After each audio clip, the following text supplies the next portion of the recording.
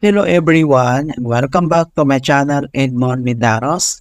And for today's quick tutorial, and I'm going to show you guys on how to resolve if the Ryzen master unable to initialize, kindly reinstall the program, hence aborting.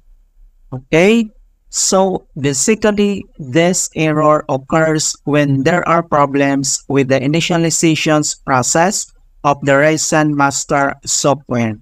The error message indicates that the program failed to start correctly and advises reinstalling it as a potential solution, and this error caused by an outdated or corrupted installations of the applications. Kung paano ba natin ito i-fix, and without further ado, and let's go ahead. So all you have to do is to open up on a search menu, and then dito sa search for apps, so kailangan mo lang i-type dito yung registry editor, and then kailangan mo lang mag-right click, and then sinik mo lang dito yung run as administrator. If you receive user account control, and then click mo lang dito yung yes. So before you proceed in the registry, I would suggest you to create a backup file. So if anything go wrong, you could easily restore it back. In order to create a backup, it's very simple. All you have to do is to select yung file dito sa taas, click mo lang yan, and then select mo lang dito yung export, and then pop up itong export registry file.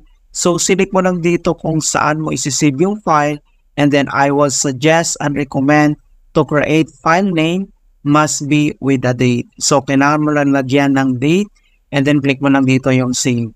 Alright, so if you needed to import it back, so same procedure, all you have to do is to select yung file dito sa taas, and then select mo lang dito yung import, and then pop up itong import registry file. So dito, kailangan mo lang i-locate kung saan mo sinave yung file, and then click mo lang dito yung open.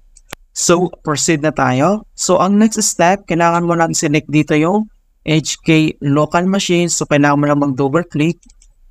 And then dito sa HK local machines, kailangan mo lang i-select dito yung system. So, double click ulit dito.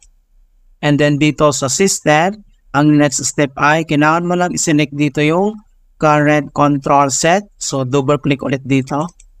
And then dito sa current control set, ang next step, kailangan mo lang select dito yung control. So, double click ulit. And then dito sa control, ang next step ay kailangan mo lang i-select dito yung CI, ito siya. So, double click ulit. And then dito sa CI, ang next step ay kailangan mo lang i-select dito yung config. Okay? So, dito sa config, i-click mo lang yan. And then dito lang sa right side, ay kailangan mo lang select dito yung vulnerable driver blacklist enable. Okay? So, ang next step ay kailangan mo lang i-select yan and double click lang. And then pop up itong edit dword 32-bit value, and then check mo lang tong value name, and then yung value data kailangan mo lang i-change yung 1 into 0, and then dito sa base kailangan naka-hexadecimal, and then click mo lang dito yung OK, and then next step, close lang tayo. And then ang next solution na pwede natin gawin, so dito lang ulit sa search menu, click mo lang yan. And then dito sa search for apps, so kailangan mo lang i-type dito yung Windows Security. And then click mo lang dito yung open.